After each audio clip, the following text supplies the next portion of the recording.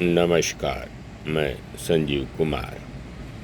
आज श्रीमद् भागवत गीता रहस्य अथवा कर्म योग शास्त्र, जिसे लोकमान्य बाल गंगाधर तिलक द्वारा लिखा गया है, इसके दूसरे भाग को मैं आपके समक्ष प्रस्तुत करने का प्रयास कर रहा हूँ।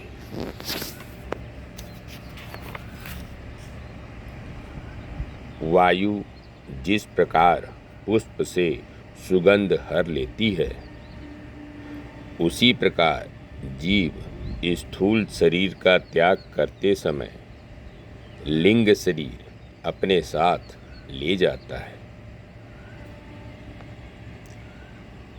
कालिदास कुमार संभव में कहते हैं, पुरुष के लाभ हेतु कार्य करने वाली प्रकृति भी तुम ही हो और स्वयं उदासीन रहकर उस प्रकृति को देखने वाला पुरुष भी तुम ही हो।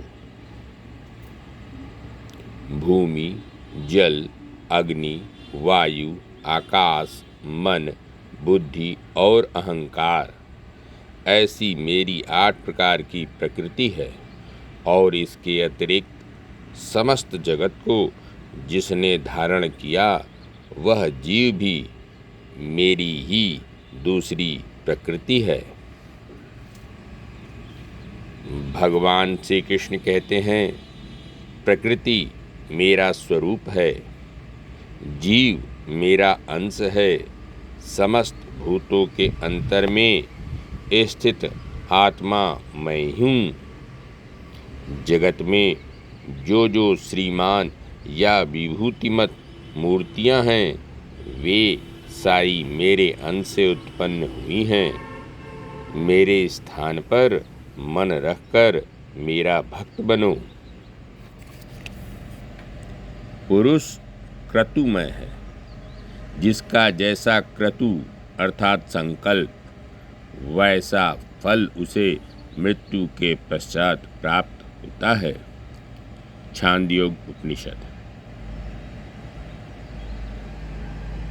वस्तुतः मूल तत्व अर्थात ब्रह्म निर्गुण है और मनुष्य को उसके सगुण रूप की जो प्रतीति होती है, यह मनुष्य की इंद्रियों का धर्म है, मूल वस्तु का वह गुण नहीं है।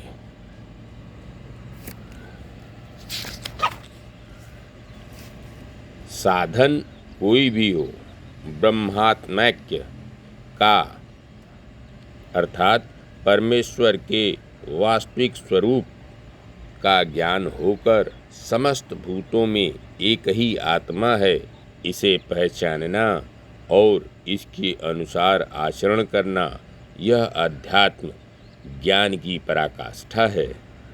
और यह स्थिति जिन्होंने प्राप्त कर ली है, वे ही पुरुष धन्य और कृत्य हैं, इतना निर्विवाद है।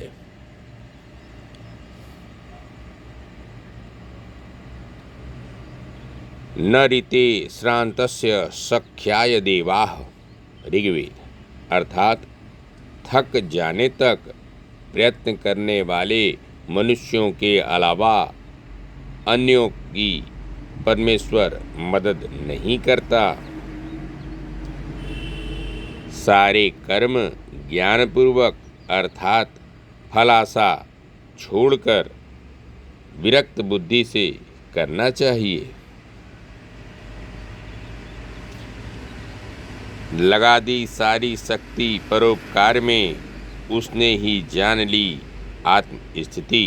तुकाराम।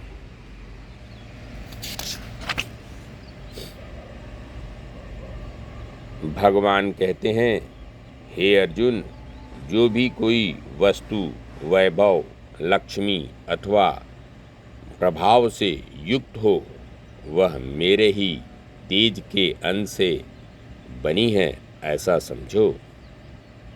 अंत में चाणक्य के अनुसार स्वर्ग की प्राप्ति करने वाले ब्राह्मण अनेक यज्ञों से, साधन पात्रों से और तप से जिस लोक की प्राप्ति करते हैं उसके भी पार युद्ध में प्राणार्पण करने वाले वीर पुरुष एक क्षण में पहुंच जाते हैं। धन्यवाद। नमस्कार।